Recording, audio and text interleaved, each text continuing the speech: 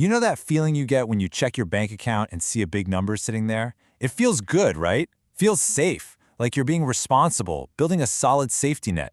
Well, I'm here to tell you that feeling is a lie. What if that very thing you're counting on for security is actually a trap? A financial trap that's quietly stealing your wealth while you sleep?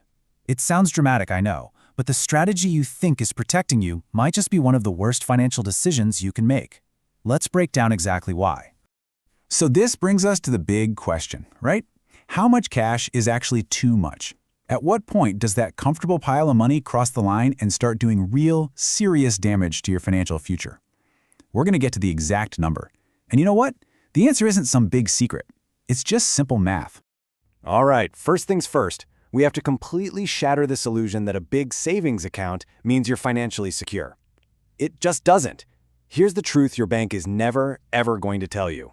Look, we've all been conditioned to believe that cash is king. It feels safe, you can touch it, but here's the cold, hard truth. Every single day that your money just sits there, it's losing its power. And I'm not talking about a little bit. That psychological comfort you get from seeing a big balance, it comes at a very, very steep price. So how is this happening?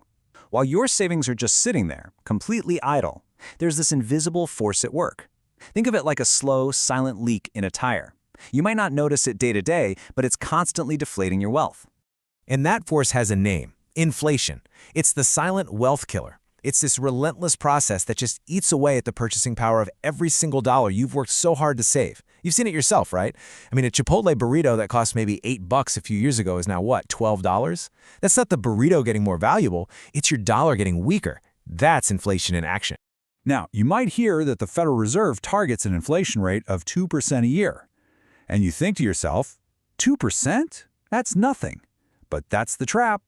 Let me show you what that tiny 2% actually does to your hard-earned money. Just look at the damage. You start with $10,000 in the bank. After just 1 year of that small 2% inflation, your money can only buy what $9,800 could buy a year ago. After 3 years, you've lost almost $600 in real buying power. And the craziest part? The number in your account still says $10,000. It's a complete illusion. So let's just be blunt and call this what it is. You're not being safe, you're guaranteeing a loss. It is, quite literally, financial suicide in slow motion. But believe it or not, that guaranteed loss from inflation, that's only half the problem. There's another cost, one that's actually way more devastating to your long-term wealth. And that's the cost of just waiting around. See, every dollar you have is basically at a fork in the road. Path number 1, you hoard it as cash. We just proved that's a guaranteed loss of buying power. Path number 2, you deploy it. You put it to work through investing. That gives it the potential to not only beat inflation, but to build real, lasting financial security. Let's look at the hard numbers, because this is where it gets really painful. Let's say you have an extra $30,000 just sitting there for 10 years. In a savings account, you might end up with, $31,000 if you're lucky. Now that same $30,000, invested at a historical 7% return, becomes over $60,000. That is a $30,000 mistake. And this is the paradox, isn't it?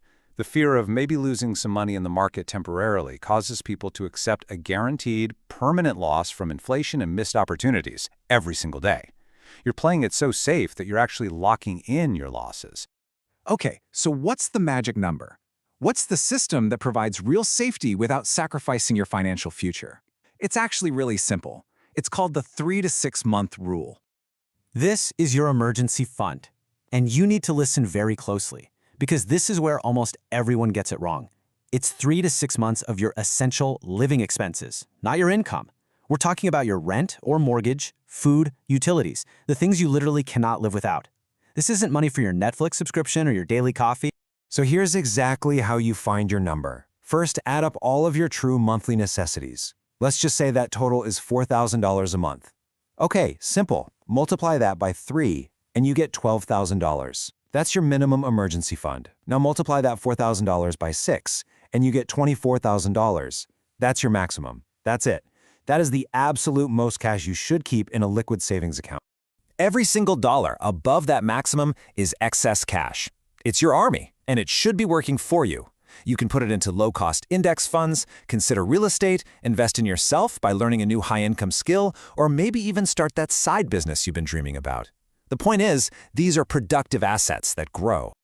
And when you start doing this, something really profound happens. You stop being just a simple saver, and you start becoming something much more powerful, a wealth builder. See, a saver's whole goal is just to accumulate cash. They're motivated by fear, and their focus is always on that bank balance. But for a wealth builder, cash isn't the goal. It's just a tool. Their goal is to create cash flow and grow their net worth. And they're motivated by strategy, not anxiety. And this right here is the core philosophy the wealthy have always understood. Real, unshakable security doesn't come from a pile of cash that's losing value. It comes from owning assets that grow and generate income for you. So, I'll leave you with this question. Is your bank account a safety net, or is it actually a cage, keeping you from building real, lasting wealth? The choice is yours.